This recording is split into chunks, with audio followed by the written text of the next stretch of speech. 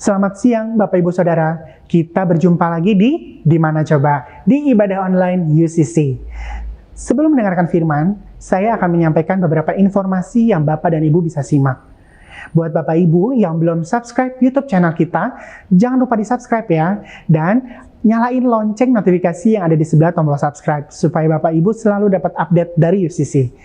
Buat Bapak Ibu yang memiliki pertanyaan seputar UCC, mulai dari kegiatan UCC, klub, dan juga jadwal ibadah, bisa langsung menghubungi call center di nomor telepon 0877 7000 1353. Sekali lagi di 0877 7000 1353. Oh iya, klub kita juga masih berjalan loh. Nah, buat Bapak Ibu yang ingin join klub, bisa langsung menghubungi call center ya, di nomor yang sudah tadi saya bacakan, 0877 7000 1353.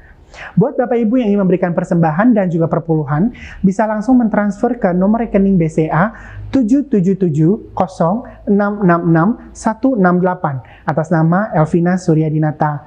Sekali lagi, buat Bapak Ibu yang ingin memberikan persembahan dan juga perpuluhan, dapat langsung transfer ke rekening BCA 77706666168 atas nama Elvina Suryadinata. Oh iya, sekarang kita lagi ada di dalam pandemik COVID-19.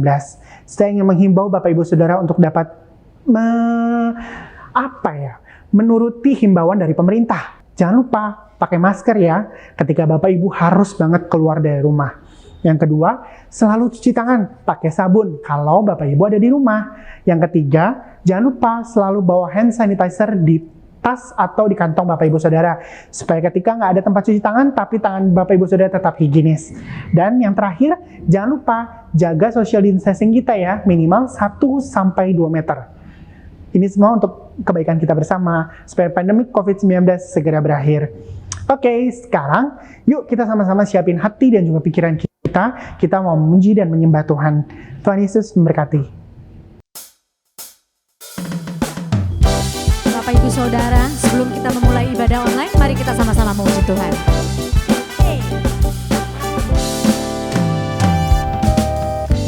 Hanya Kau milikku di surga, tiada yang ku ingini di bumi, hanya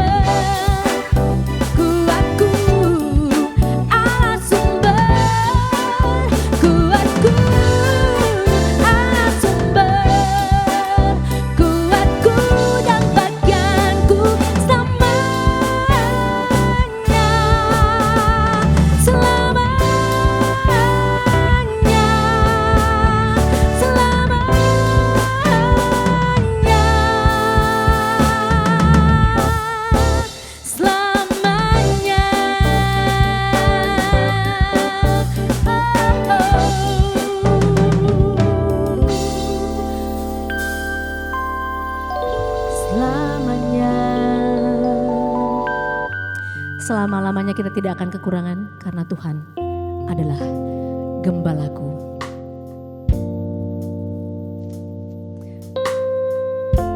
Mari kita sama-sama menyembah.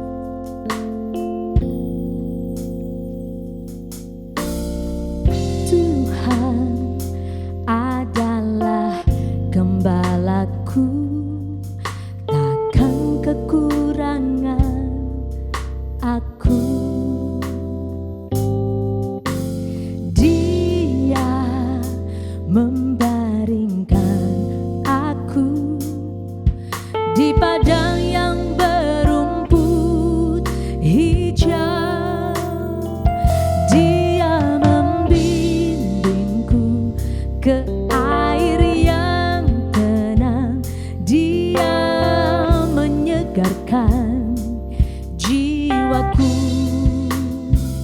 Dia menuntunku di jalan yang benar, oleh karena namanya.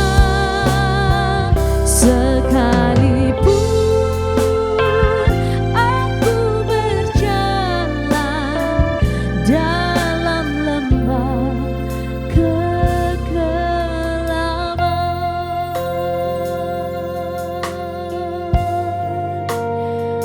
Mari saudara berikan hatimu yang terbaik, suara yang terbaik. Mari sama-sama menyembah Dia. Aku tidak takut bahaya, sebab Engkau besertaku.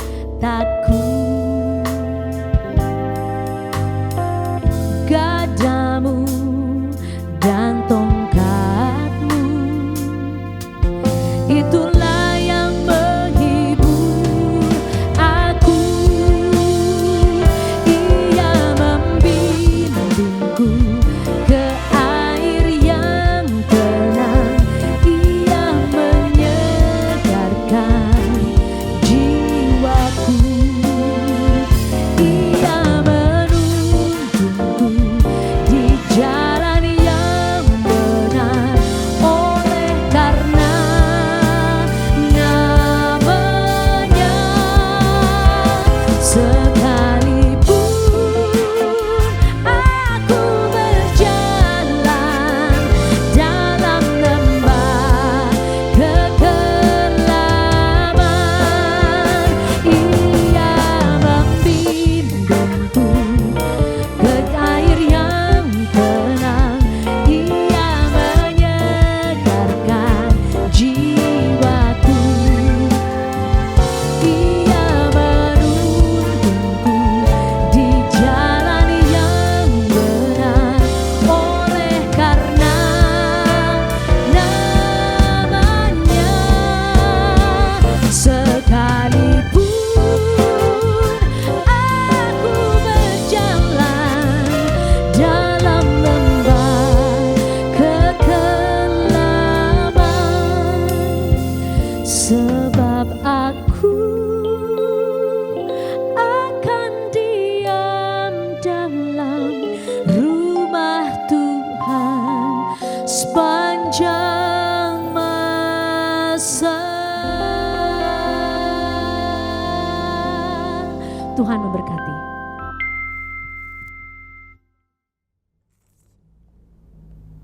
Hai semuanya, kabar baik? Semua saya harap dalam keadaan yang oke. Dan hari ini kembali lagi dengan saya. Seperti yang lalu saya pernah menyampaikan tentang Good Shepherd. Ada 3 hal yang akan kita alami kalau kita memiliki sebuah komitmen untuk menjadikan Tuhan Yesus sebagai gembala. Maka ada 3 hal yang akan kita dapatkan, yaitu yang pertama adalah to feed, terus kemudian yang kedua adalah to guide, dan yang ketiga adalah to shield. Nah, hari ini saya ingin sharing dengan gaya yang berbeda, tentunya biar nggak jenuh, nggak membosankan. Saya pengen gayanya apa ya? Ya gaya unboxing, kira-kira begitulah ya. Nah, hari ini ada satu dus yang kita perlu buka sama-sama kira-kira nih. Apa ya isinya ya? Coba ya. Wah. Wow. Keren banget nih. Oke. Sip. Ini adalah boneka domba. Lucu juga ya. Oke. Nah. Dari boneka domba ini sebuah ilustrasi yang menggambarkan apa yang akan saya sharingkan hari ini. Kita akan unboxing sama-sama nih tentang sheep, tentang domba. Oke, kira-kira kriteria-kriteria apa aja tentang domba. Karena ada banyak orang yang kepengen mendapat facility dari 3 hal tadi, yaitu sebagai gembala yang baik, to feed, to guide, and to shield. Tapi kita seringkali lupa bahwa ada tanggung jawab dari kita, ada sesuatu yang perlu kita lakukan supaya kita memperoleh 3 facility tadi. Nah, kita hari ini akan bersama-sama membedah, kita akan sama-sama unboxing kira-kira kriteria dari yang namanya domba itu apa aja. Oke, saya sudah siapkan literasinya dan saya akan bacakan, saya akan kasih info kepada kita semua untuk kita sama-sama perhatikan baik-baik. Oke, nah domba itu punya beberapa kelemahan. Oke, kelemahannya apa aja nih? Nah, yang pertama, kelemahan dari domba, ini bicara tentang spesifikasi. Domba itu tidak pandai mencari makanan sendiri. Sekali lagi, domba ini nggak pintar untuk cari makan sendiri. Kalau dipikir-pikir lucu juga ya. Mungkin binatang yang lain tuh gampang bisa cari makan sendiri. Tapi kalau domba tuh aneh. Dia nggak bisa cari makan sendiri. Dia perlu gembala yang membimbing dia, yang ngebawa dia ke padang rumput supaya dia bisa dapat makanan. Kalau enggak, dia nggak bisa cari makan sendiri. Nah, saya akan buktikan dengan beberapa ayat untuk kita sama-sama lihat spesifikasi dari domba yang lainnya. Tentunya dimulai dari yang tadi ya, domba itu tidak pandai mencari makanan sendiri. Coba kalau kita buka sama-sama di Mazmur 23 ayat yang pertama sampai ayat yang kedua, di sini dikatakan, Tuhan adalah gembalaku, takkan kekurangan aku. Ia membaringkan aku di padang yang berumput hijau dan ia membimbing aku ke air yang tenang. Bayangkan, domba itu nggak bisa cari makan sendiri. Dengan kata lain, dia betul-betul bergantung sama gembalanya. Jadi kalau nggak ada gembalanya, dia pusing gimana caranya dia cari makan. Jadi betul-betul harus mengandalkan gembalanya, dan gembalanya itulah yang membawa si domba-dombanya ini untuk pergi, diajak keluar dari kandang dan terus kemudian dibawa ke padang yang berumput hijau, dan domba jadi bisa makan dengan enak. Itu karena peran dari gembala. Oke, sekali lagi, domba nggak bisa atau nggak pinter cari makan sendiri. Berikutnya, yang kedua, domba itu binatang yang lemah. Ya, kenapa disebut dengan binatang yang lemah? Karena gini, dia mudah menjadi mangsa dari binatang-binatang liar atau binatang-binatang buas yang ada, dan dia nggak punya sesuatu yang di kulitnya atau di tubuhnya itu yang untuk membela diri, kira-kira begitu.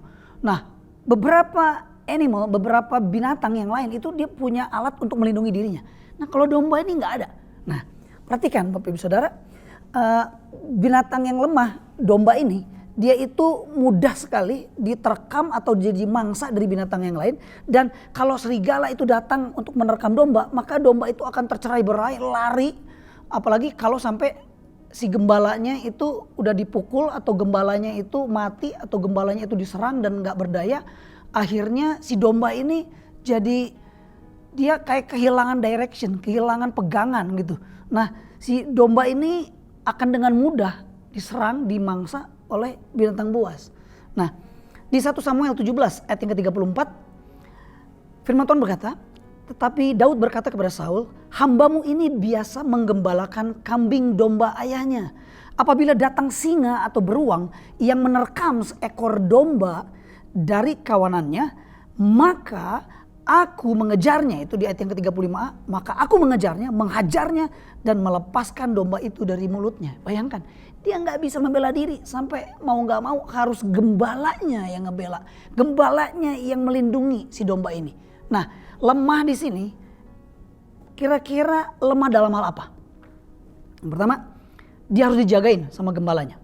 Ya, Lukas pasal yang kedua ayat yang ke-8. Di daerah itu ada gembala-gembala yang tinggal di padang menjaga kawanan ternak mereka pada waktu malam. Artinya gembala itu dia menjaga ternaknya, menjaga domba. Jadi domba ini harus dijagain. Kalau mungkin binatang yang lain gak perlu dijagain, tapi domba ini perlu dijagain. Nah, lemah kan berarti dia butuh banget peran dari seorang gembala. Terus apa lagi? Selain siang malam harus dijaga sama gembalanya, dia tuh gak bisa dihalau cepat-cepat. Kalau udah diajak keluar terus kemudian mau masuk ke kandang, itu gak bisa dihalau cepat-cepat. Harus sabar banget si gembala itu. Karena domba itu gak bisa diburu-buru, gak bisa dicepet-cepet. Apalagi yang masih kecil, masih lembut, masih lemah. Kalau dihalau cepat-cepat dia akan mati. Apa buktinya? Kejadian pasal yang ke-33 ayat yang ke-13. Tetapi aku berkata kepadanya, Tuanku, maklum bahwa anak-anak ini masih kurang kuat. Dan bahwa beserta aku ada kambing, domba dan lembu sapi yang masih menyusui. Jika diburu-buru 1 hari saja maka seluruh kumpulan binatang itu akan mati. Jelas kan? Gila, domba. Kalau dipikir-pikir parah banget ya. Diburu-burunya gak bisa. Kudu sabar, kudu alon-alon, kudu pelan-pelan gitu loh. Lemah banget kan sebenarnya kan? Enggak. Terus yang ketiga. Yang ketiga, domba ini mudah tersesat. Dan gak tahu jalan pulang. Bayangkan. Mudah tersesat dan gak tahu jalan pulang. Kasihan banget gak? Ayat yang menunjukkan tentang seekor domba yang mudah tersesat dan gak tahu jalan pulang ada. Lukas pasal yang ke-15 ayat yang ke-4. Siapakah di antara kamu yang mempunyai 100 ekor domba dan jikalau ia kehilangan seekor di antaranya tidak meninggalkan yang 99 ekor di padang gurun dan pergi mencari yang sesat sampai ia menemukannya. Bayangkan. Kalau sampai ada domba yang terpisah dari kawanan, terus kemudian hilang, dia tuh nggak bisa pulang ke kandangnya sendiri loh. Sehingga si gembala itu harus nyari dombanya sampai ketemu dan baru dibawa pulang. Aduh, kasihan banget nggak? Makanya domba ini fragile banget. Makanya dia seneng kumpul rame-rame. Si domba ini harus rame-rame, harus ikutan dengan kawan-kawan yang lain dan ternyata domba itu harus dipimpin. Nah mereka mengikuti gembalanya dari belakang. Ya, kalau dia tersesat nggak dicari maka dia nggak bisa pulang sendiri. Sebab itu kalau gembala tahu ada domba yang tertinggal, ada domba yang hilang setelah dihitung, maka apa? Maka ia pergi mencarinya. Dan kalau enggak domba itu tersesat, hilang dan sorry to say, mati. Artinya kasihan banget. Yang namanya domba benar-benar dia bisa tersesat dan dia nggak bisa pulang sendiri. Ada 2 perumpamaan di Alkitab itu tentang domba yang hilang dan anak yang hilang. Kalau domba yang hilang itu harus dicari sama gembalanya. Kenapa? Karena nggak bisa pulang sendiri. Tapi kalau anak yang hilang, ternyata bapaknya nggak nyari.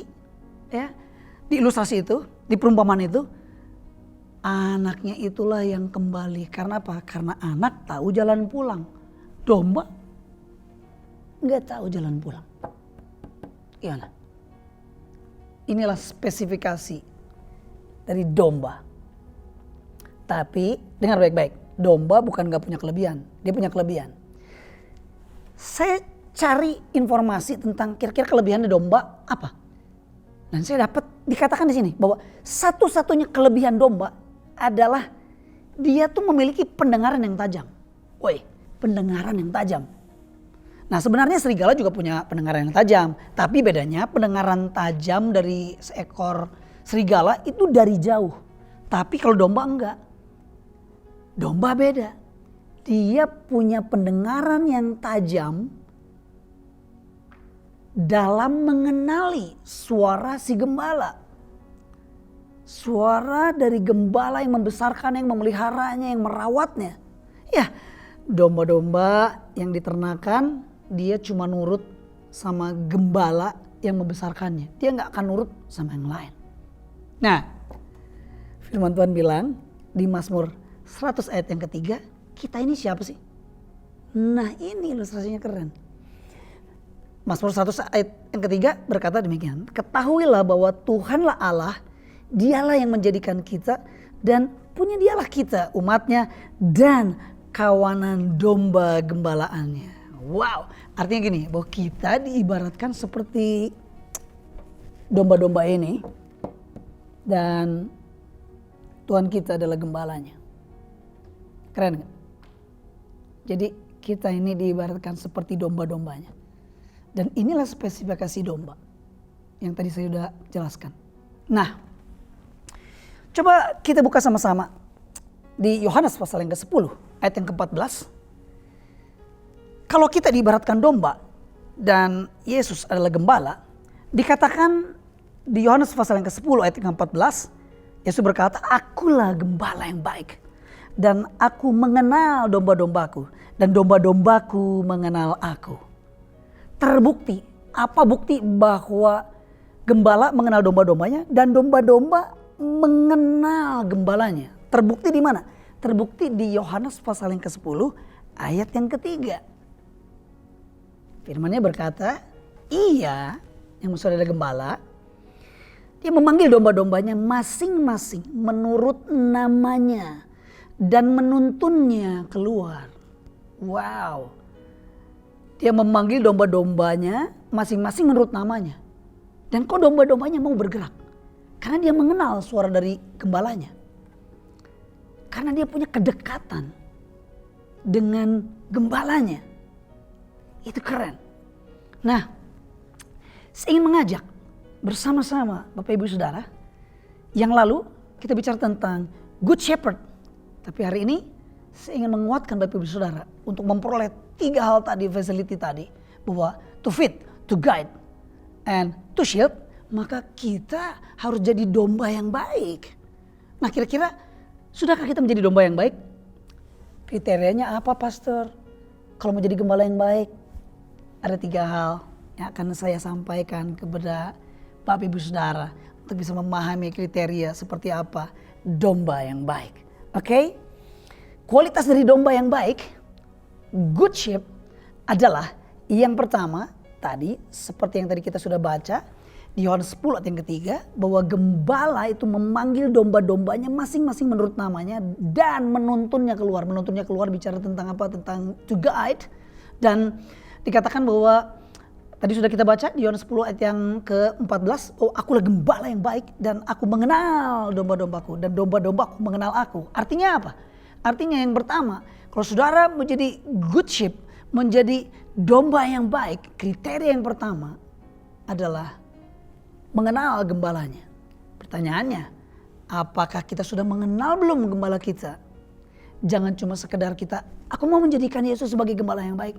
Tapi pertanyaannya, kita punya pengenalan yang baik akan dia apa enggak? Karena domba-domba yang baik itu dia mengenal gembalanya. Nah, pengenalan itu didapat dari kedekatan. Percayalah, pengenalan itu didapat dari kedekatan. Dan kedekatan didapat dari hubungan. Karena nggak mungkin ada kedekatan tanpa hubungan. Kalau saya nggak punya hubungan dengan istri saya, maka saya tidak mungkin bisa dekat dengan istri saya.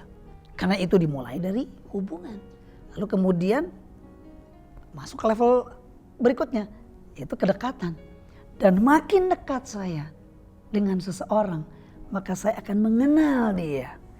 Iya apa ya? Nah, tapi ingat juga, tanpa hubungan kan gak ada kedekatan. Tanpa kedekatan tidak ada pengenalan. Nah, pertanyaannya, hasil dari pengenalan kira-kira apa ya? Hasil dari pengenalan adalah kepercayaan. Nah, Bapak Ibu Saudara bisa lihat di bagan yang saya sudah siapkan buat Bapak Ibu Saudara. Di situ saya bikin begini, hubungan itu menghasilkan kedekatan. Kedekatan menghasilkan pengenalan. Pengenalan menghasilkan kepercayaan. Jika tidak ada hubungan, maka tidak ada kedekatan. Jika tidak ada kedekatan, tidak ada pengenalan. Jika tidak ada pengenalan, ya gak mungkin lah ada yang namanya kepercayaan. Is that right? Nah, the big question is now, apakah kita dombanya yang baik atau enggak? Coba pikir, apakah kita sudah jadi domba yang baik nggak? Karena kalau kita bicara domba yang baik, maka pastikan bahwa kita mengenal dia. Lewat apa? Lewat kedekatan. Dan kedekatan dihasilkan dari hubungan. Pertanyaannya, sudahkah saudara memiliki hubungan yang intim dengan Tuhan? Sudahkah saudara memiliki kedekatan dengan Tuhan? Sudahkah saudara mengenal gembala saudara? Right? Itu penting. Seberapa dalam pengenalan kita akan gembala kita.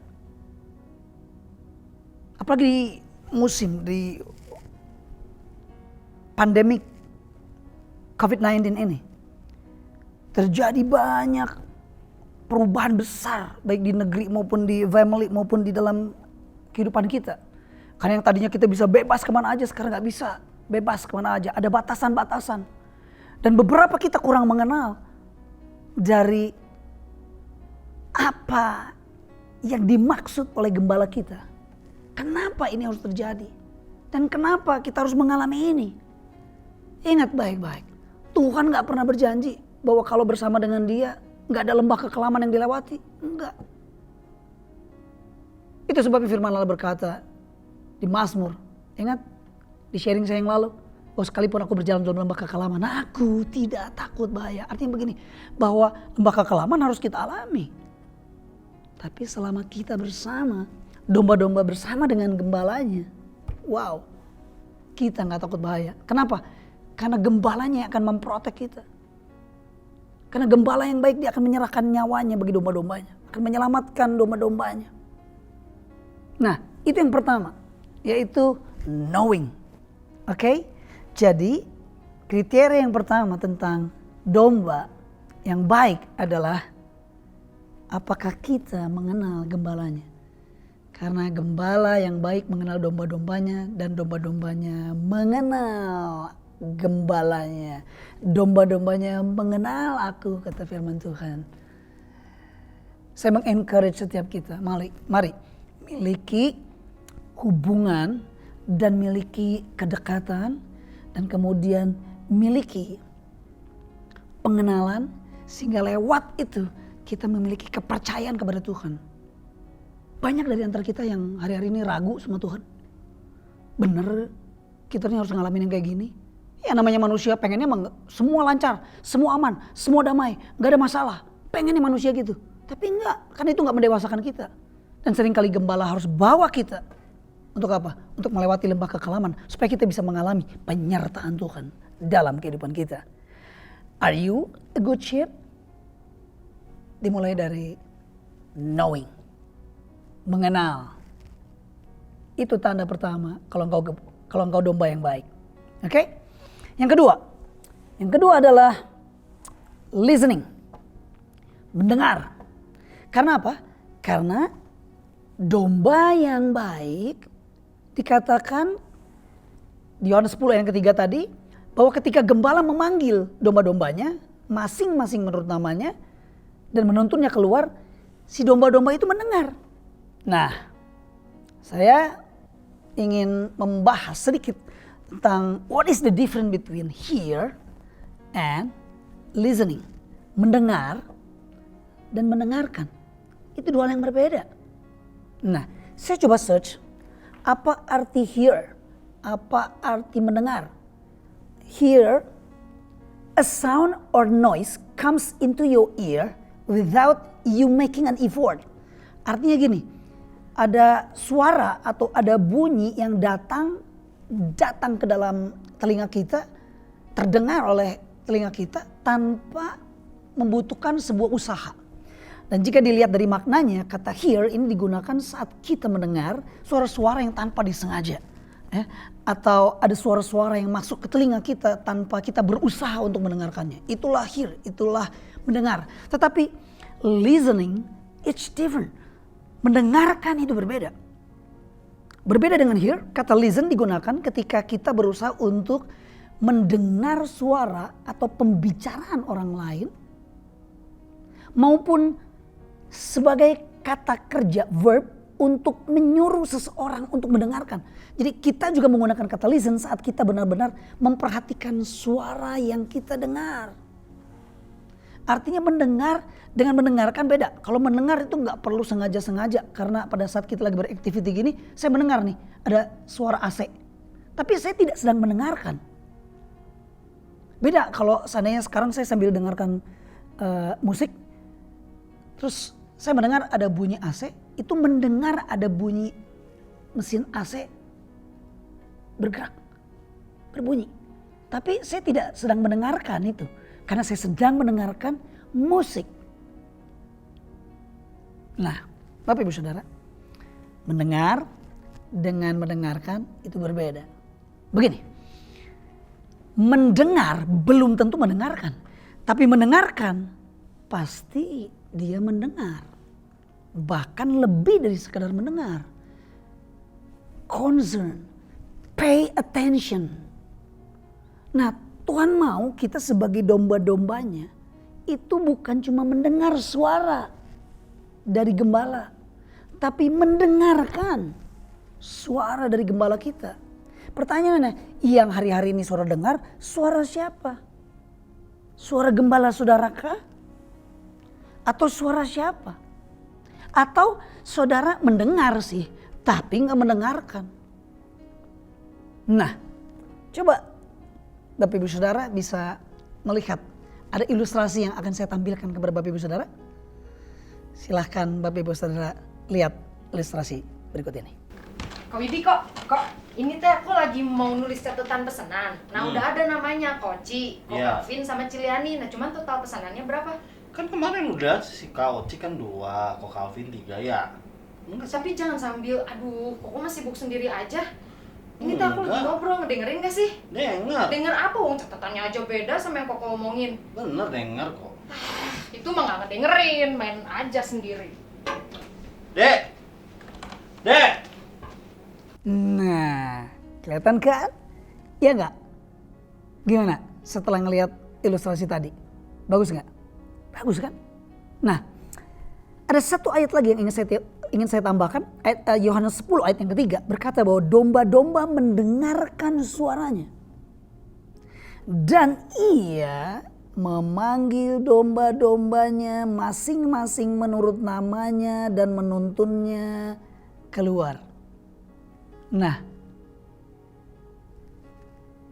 ada ilustrasi lain yang saya ingin Bapak Ibu Saudara melihat tentang domba-domba yang mendengarkan suara dari gembalanya. Lucunya, kalau Bapak Ibu Saudara lihat nanti, Saudara akan melihat begitu si gembala itu memanggil domba-dombanya. Terus aneh, domba-dombanya bisa langsung lari, ngumpul bareng-bareng gitu. Dari berbagai macam penjuru, tiba-tiba si domba-domba itu lari. Nah, perhatikan baik-baik. Lihat ilustrasinya berikut ini.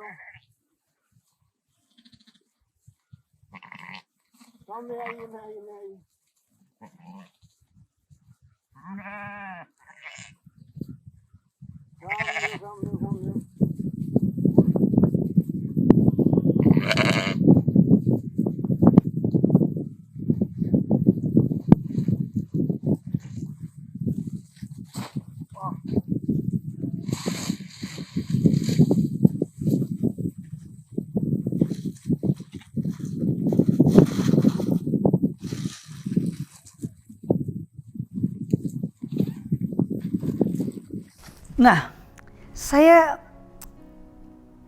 ingin menjelaskan kepada Bapak Ibu Saudara bahwa ternyata Yohanes 10 ayat yang kelima, karena suara orang asing tidak mereka kenal. Jadi si domba-domba ini kalau dipanggil sama orang yang asing, dia nggak akan kenal. Dan dia nggak akan mau bergerak. Sekalipun dipanggil sama orang asing. Buktinya, lihat ilustrasi berikut ini.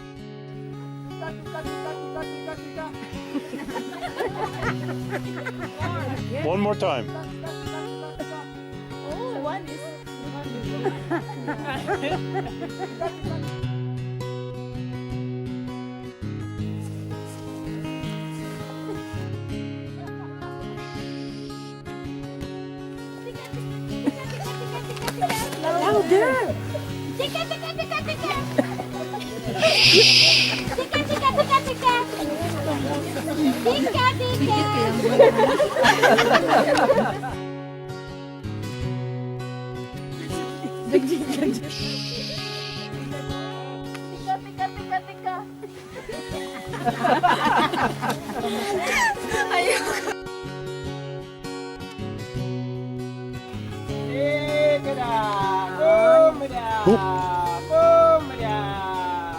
Look at them, look at them. Isn't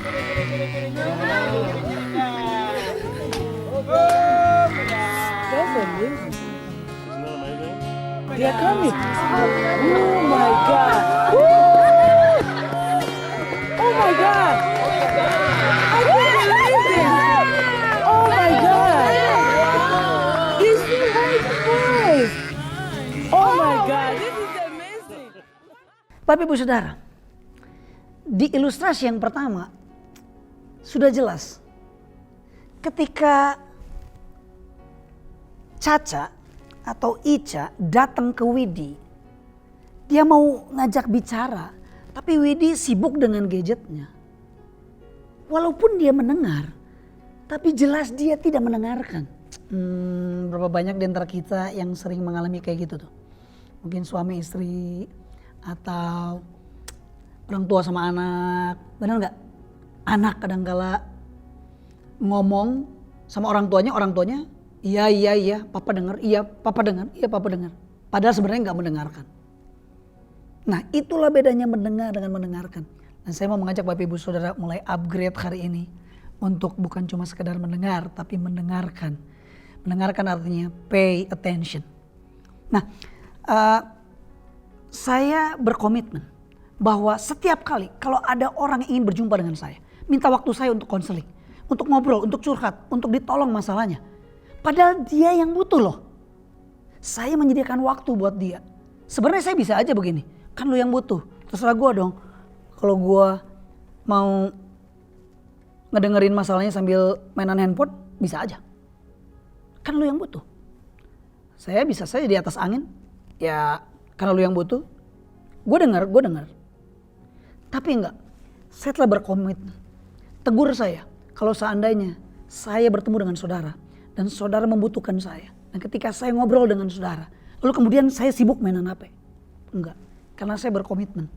Ketika saya bertemu dengan seseorang, dan seseorang mau cerita, mau konseling, ada sesuatu yang ingin dibicarakan. Ketika sudah bertemu, maka saya tidak akan bermainan HP. Bahkan saya perlu minta izin kalau seandainya istri saya yang menelepon. Apa maksudnya? Bahwa saya serius mendengarkan, bukan hanya mendengar. Dan efek dari yang namanya mendengarkan itu adalah keterima sama orang yang bersangkutan. Bahwa akan terasa bahwa saya memprioritaskan dia. Right? Bahwa saya tuh fokus sama dia. Betul gak? Nah, domba-domba yang baik dia mendengarkan suara gembalanya. Kalau Tuhan bicara, apakah saudara mendengar atau saudara mendengarkan? Itu pertanyaan yang kedua. Sekarang saya mau beralih ke yang ketiga. Good sheep yang pertama adalah knowing. Tapi yang kedua bukan cuma knowing, tapi listening. Di poin yang ketiga ini, poin yang terakhir, saya akan mengajak Bapak Ibu Saudara untuk melihat firman Tuhan. Di Yohanes pasal yang ke-10 ayat yang ke-4 sampai yang ke-5. Jika semua domba-dombanya telah dibawanya keluar, lalu kemudian apa? Ia berjalan di depan mereka Dan domba-domba itu mengikuti dia. Karena apa? Karena mereka mengenal suaranya. Tetapi seorang asing pasti tidak mereka ikuti. Malah mereka lari daripadanya. Karena suara orang asing tidak mereka kenal. Pertanyaannya, yang ketiga, apakah engkau sudah mengikuti dia sebagai gembala yang baik atau belum? Pertanyaannya, kenapa kita tersesat? Udah jelas, kita tersesat karena kita tidak ikut, tidak follow, tidak mengikuti gembala agung kita. Sehingga kita terpisah dari kawanan domba. Nah, perhatikan ilustrasi berikut ini yang menunjukkan sesuatu yang penting dan kita belajar dari ilustrasi berikut ini. Der Dog in Action. Der weiß gerade, was er machen muss.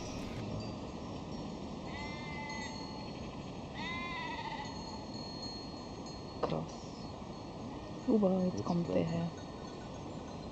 Schau mal, was der Hund, der bringt da alle zusammen. Krass. Wow. Wie viel sind? 4 Runden. 4 Runden.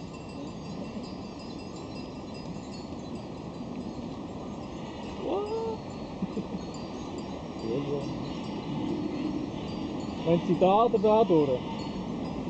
Gehen Sie da oder da? Da oben. Okay. Ui.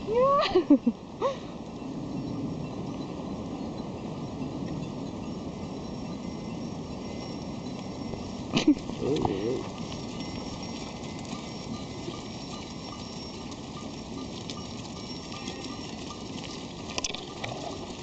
Wow.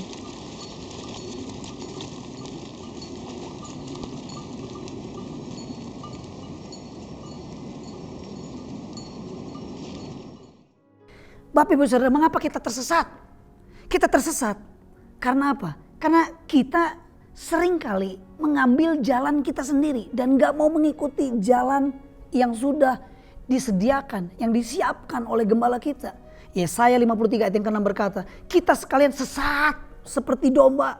Masing-masing kita mengambil jalannya sendiri. Berapa banyak di antara kita selalu ingin mengambil jalan kita sendiri. Kita gak mau ikut dengan jalan yang ditempuh, yang disiapkan oleh gembala kita. Kita suka nggak mau, kita mau-maunya kita aja. Ngapain ke sana terlalu jauh? Ngapain ke sana? Jalannya terjal. Ngapain ke sana? Itu kan banyak batu-batu. Ngapain ke sana? Pusing jalan ke sana. Nah, Bapak Ibu Saudara, saya mau mengajak setiap Bapak Ibu Saudara, mau nggak kita jadi good sheep supaya kita bisa menerima 3 fasilitas tadi dari gembala yang baik. Jadi jangan cuma pengen dapat facility dari gembala yang baik, tapi kita nggak jadi good sheep. Saya ulang, good sheep adalah 3 hal. Knowing, yang kedua, apa coba? Ayo, masih lupa? Knowing, listening, dan following. Oke, knowing, listening, and following. Saya mau mengajak Bapak Ibu Saudara melihat bagian terakhir yang saya ingin sampaikan buat Bapak Ibu Saudara. Mengapa kita tersesat? Mengapa hidup kita saat ini mungkin ada di dalam ketidakjelasan? Atau kita mungkin mengalami sesuatu yang tidak seperti yang kita harapkan. Bukan atas izin Tuhan karena gembala yang baik itu sedang membawa Anda ke lembah kekelaman. Tidak, bukan. Tapi kita tersesat dari kawanan domba dan berikut dengan gembalanya. Karena kita sering mengambil jalan sendiri. Pastikan saudara tidak mengambil jalan sendiri. Dan tahukah saudara, mengingat kembali message yang sudah saya sampaikan bahwa salah satu kelemahan dari domba adalah dia tidak tahu jalan pulang. Mudah sekali tersesat. Itu sebabnya jangan ambil jalan sendiri. Jangan ambil jalan pintas. Ikuti kemana gembalamu pergi.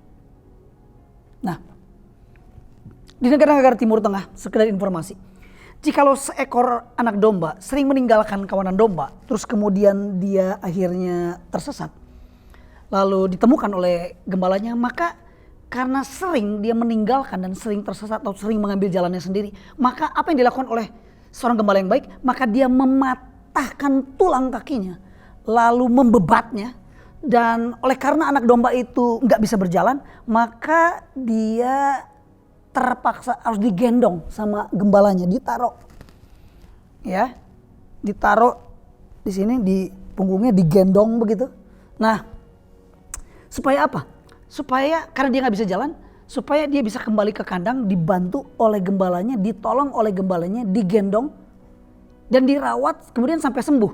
Dan oleh sebab itu akhirnya si domba ini kapok dan kemudian dia nggak mau lagi meninggalkan gembalanya. Gila, caranya keren banget. Nah, pertanyaannya, ada nggak ya kita pernah mengalami bahwa kita tuh kayaknya tanda kutip meminjam istilah ini, bahwa kita tuh kakinya kayak dipatahin sama Yesus. Kenapa? Karena kita sering mengambil jalan kita sendiri dan kemudian Yesus menggendong kita, Yesus merawat kita, memulihkan kita dengan tujuan supaya apa sebenarnya? Supaya kita jadi kapok. Supaya kita enggak lagi mencar atau mencari jalan sendiri untuk semau-maunya kita dan terhilang, tersesat. Sehingga kita nggak bisa jalan pulang. Nggak bisa lagi kembali ke kandang. Nah, kenapa? Seringkali Tuhan mengizinkan itu. Karena Tuhan mau. Kita seperti ilustrasi domba tadi. Jerak, kapok. Dan kita nggak mau lagi meninggalkan kawanan domba. Itu bicara tentang komunitas, tapi juga dia tidak mau meninggalkan yang namanya gembalanya. Wow, keren. Saya tutup dengan sebuah kalimat penting. Mendengar, maksud saya mendengarkan dan mengikuti dalam bahasa aslinya memakai bentuk waktu yang kini.